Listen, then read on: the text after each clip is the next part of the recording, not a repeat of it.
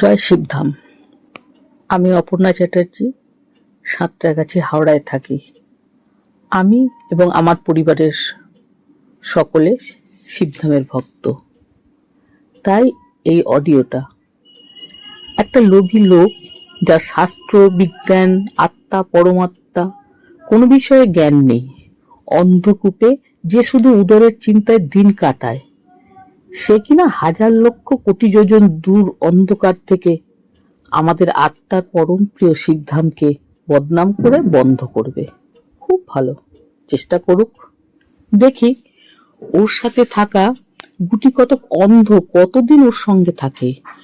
যুগে যুগে তো আমরা দেখেছি শ্রী রামচন্দ্রের বিপরীতে রাবণ আসে, শ্রী চৈতন্য মহাপ্রভুকে আঘাত করতে জগাই মাধাই, প্রহ্লাদকে আটকানোর জন্য হিরণ্যকশিপু। এগুলো সবই তো আমরা জানি, এবং শেষ পর্যন্ত কি হবে সেটাও আমরা জানি, কারণ আমরা আধ্যাত্মিক বিদ্যার আলোতে থাকি। মনুষ্যত্বের প্রথম শর্তই তো হলো অপরকে সাহায্য করা, দুস্থের সেবা করা। সেটা আমাদের প্রিয় শিবধাম করে চলেছে। অগণিত মানুষ উপকৃত হচ্ছে গুরু পীরানন্দমের আন্তরিক চেষ্টায় ও কঠোর পরিশ্রমে। সকল সেবায়েতকে নিয়ে কি অসম্ভব কাজটাই না করে চলেছেন। আমরা শুধু উপকৃতই নই, যেখানে মানুষের জীবনের চলার পথ শেষ হয়ে যায়, সেখানে শিবধামের কৃপায় নতুন পথ ভক্তের সামনে খুলে যায়। তবে তাকে ভক্তই হতে হবে।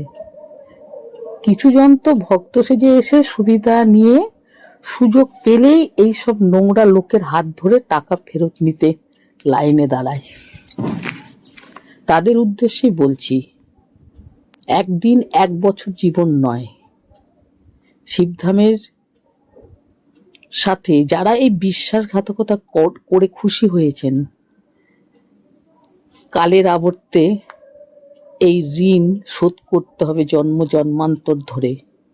আমরা সকল শিবধামের ভক্তরা একসাথে শুধু বলবো, জয় শিবধাম, জয় গুরু পীরানন্দম। আটকে দেখাক।